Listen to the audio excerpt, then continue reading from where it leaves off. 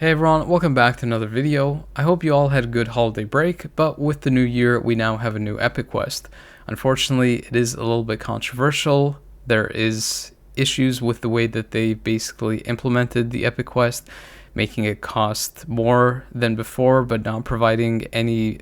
clear additional benefits. They also did a lot of copy and paste to the same materials and made a lot of mistakes, such as leaving characters at T2 or just not giving them the full kit that they need for the content that they advertise them for, like Havoc not getting penetration to all sources like Invincible. They definitely could have done it way better and innovated a little bit more, but with that aside, one character that they definitely did do correctly is Madelyne, the native tier 2 character, also known as the Goblin Queen.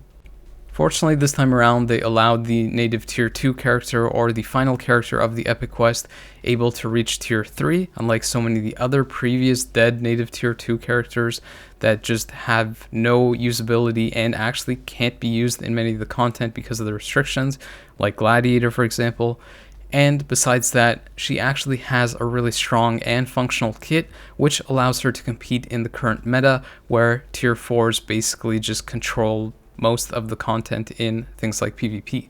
For those that just want a clear-cut answer of whether she is worth it, I would say that for the majority of players she probably isn't, because you can get more value out of other epic quests and other characters being built up first. But for those that are at endgame and have the majority of the characters build up and value PvP, I would say that she is definitely worth building up, considering how good she is for just being a level 70 tier 3 and being able to take out tier 4 characters. As a heads up, my build is fairly stacked, so much so that I was able to get rank 1. I gave her Odins in essentially every slot. I have a brilliant CTP of authority, and I have a 5-star version of her artifact, which is essential for PvP since it gives you the immortality effect. Even though the character's kit is designed for PvP, I also cover how she does in PvP, obviously with no damage proc, just to give you an idea of how she compares to other native tier 2 and native tier 3 villain characters that have come before, and to set kind of a benchmark in how she might perform later on, when she could potentially get a uniform or possibly even a tier 4. If you really want to build the character for PvE and don't really care about PvP, I wouldn't really recommend doing it, but a CTP of Rage would be the most ideal option. You can't really utilize a CTP of Judgment as well because only a certain amount of skills in her kit have the mental tag on them, so you won't get the benefit of the Judgment CTP on all of the skills, and that's why a CTP of Rage would likely be the best option, since you do have to delay cancel slightly on some of the skills and can potentially miss the proc if you go with something like an Energy or Destruction. When I was doing the World Boss Legend clears, I thought the character was just good for PvE and wasn't really anything too crazy, but when I reviewed the footage for the native tier 3 characters that were also meant for PvP that I tested in PvE, like Gore and Kang, she was so much better than them that I would say that the character is actually quite strong for PvE in comparison, and just as is at level 70 T3. Just for reference, Gore wasn't able to complete stage 39 with double supports, and Kang was only able to finish with about 50 seconds or less than a minute left, whereas Madelyne is able to clear this stage with over 2 minutes left, which is pretty crazy, again, for a character designed for PvP and only at level 70 T3. Again, also keep in mind that I'm not using a damage proc on the character and she's still able to complete these stages, and she also is a blast type, unlike Gore and Kang, who were universal types and don't have any penalties versus any of the bosses. She was comfortably able to complete stage 49 of Mephisto with almost a minute left, and she was also able to complete stage 29 of Ultron, which is the third World Boss Legend, and if you remember when he first came out, you mostly couldn't really keep up in this fight unless you had a level 80 or a tier 4 character. If that wasn't enough to convince you of her PvE potential, I also took her into a stage 20 of Gore, and even though I ran out of time, I did get to the last health bar, which means that with a better run, I should be able to complete this stage as well. Again, I think that's pretty impressive for a level 70 tier 3 character without a damage proc.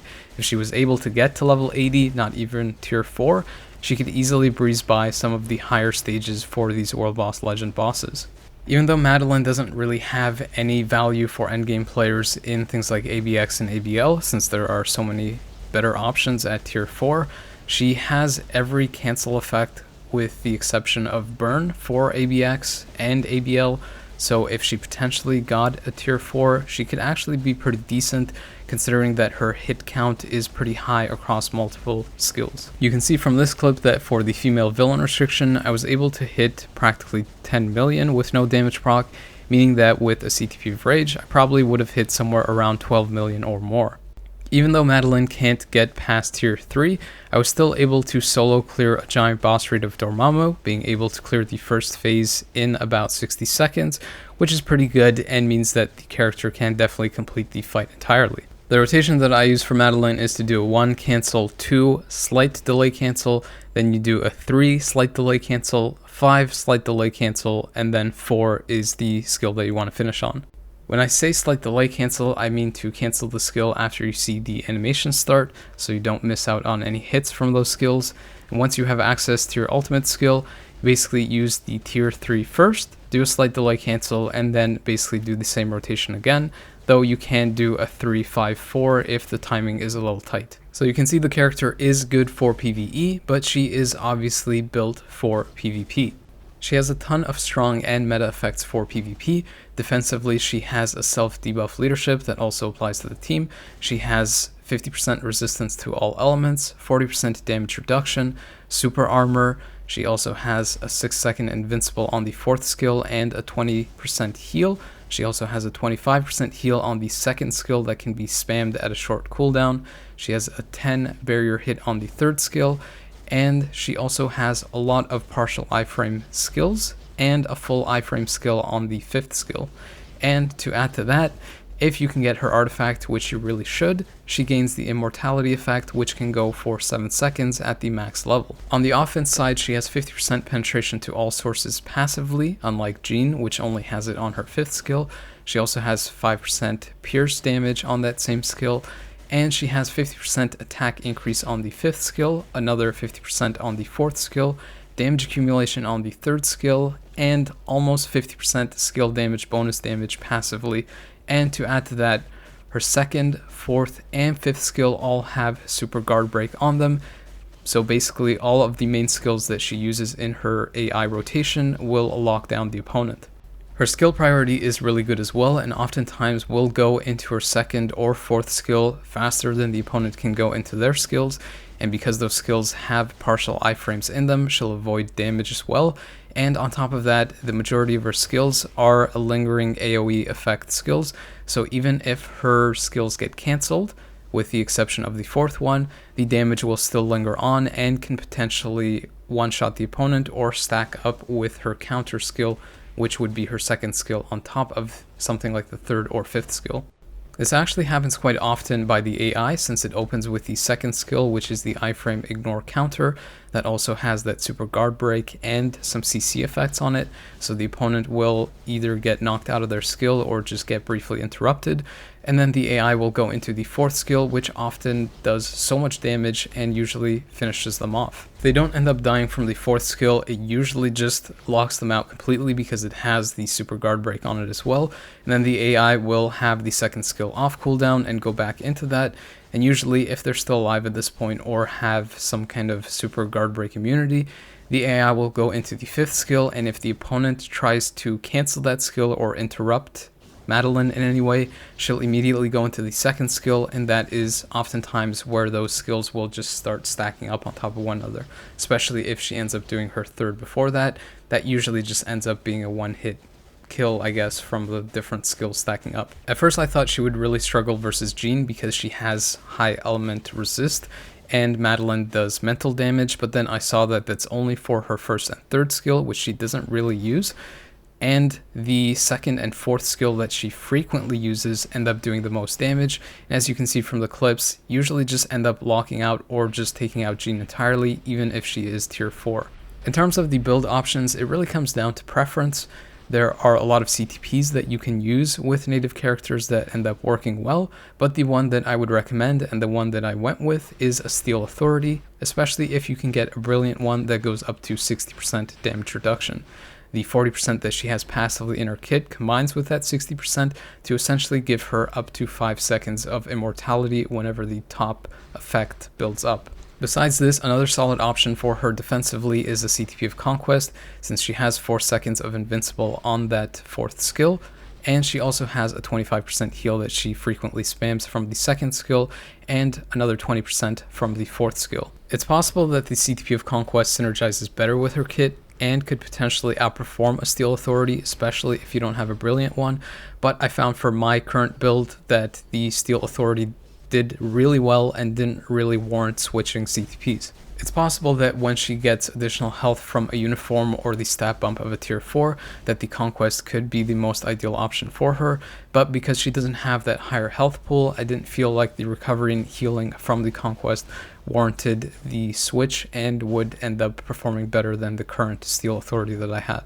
Another important thing to note, and is one of the reasons why the Conquest might not be as valuable, is because she is pretty immune to reflect damage. Her 2nd skill has a brief iframe in it, and the 4th and 5th skill also have iframes on them, so she won't get any energy damage reflected back to her when she is using those skills, which, if you know, the Conquest top effect when it's active will basically ignore all reflect damage, but that won't really matter for her. This is kind of another reason why her kit is better than Jean's, because Jean uses her 2nd skill and most of her skills don't go immediately into iframe. She is very susceptible to reflect damage and oftentimes will just die from things like Destroyer or Ancient One or Emma, with them just standing there while her tier 4 build just kind of goes to waste. You'll also notice how much of a difference 1 second makes on the immortality artifact, since if I had a 6-star version, I could potentially survive for 1 more second and take out Adam Warlock and win the whole fight. When playing Madelyne on manual, you usually do the same thing that you do most often when you play manual. You use the character first to burn up some time so you can get the cooldown off your skills.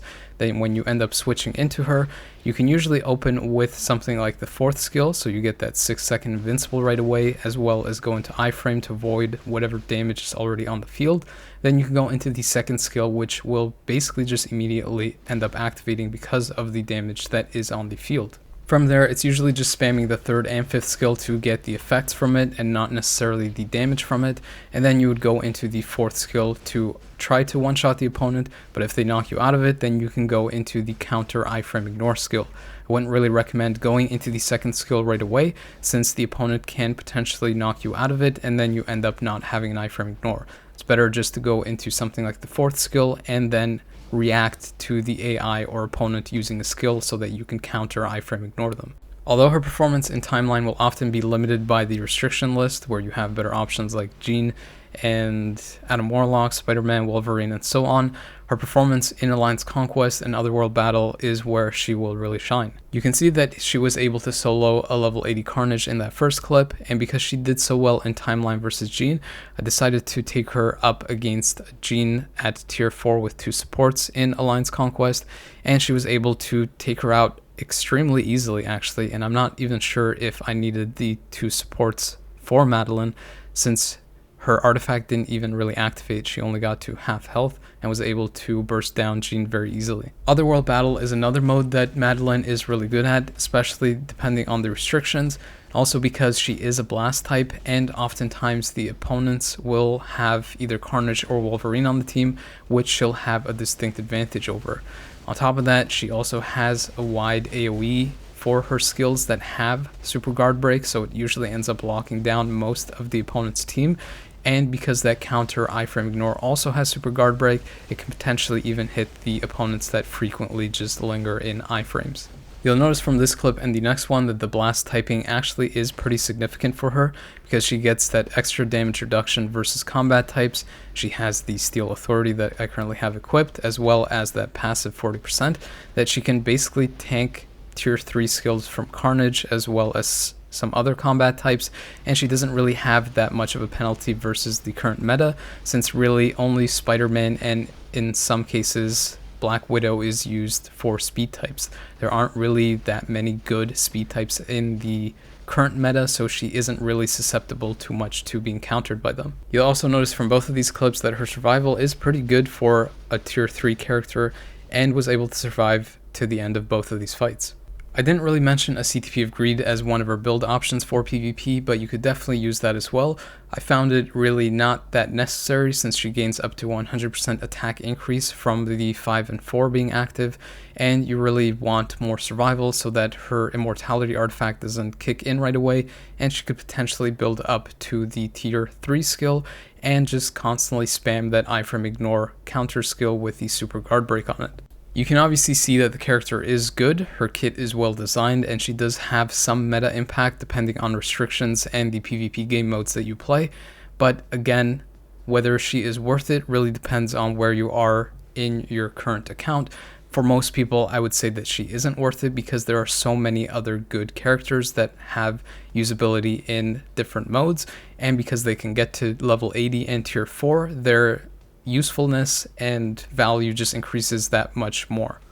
The other thing to keep in mind is that the character is really expensive to build up, not only with materials but also crystals, since you need the deluxe pack and you need to build up all of the characters required to unlock her. And with the current meta just favoring tier 4 characters and spamming skills to get the tier 4 skill, it doesn't really make her that worth it. So she is definitely a good character, but she isn't necessary for the majority of people's accounts. Also, don't forget that if you don't have her artifact or don't get it, she's basically nowhere near the meta or has any real use in PvP. The main thing that I wanted to highlight with this video though is that her base kit is really strong, and I would say better than Jean's. So if she was able to get a tier 4 similar to Jean's, where she has the ability to reflect damage, she would actually be very strong and potentially in the meta, because her artifact that gives her immortality will allow her to reach that reflect tier 4 more often, and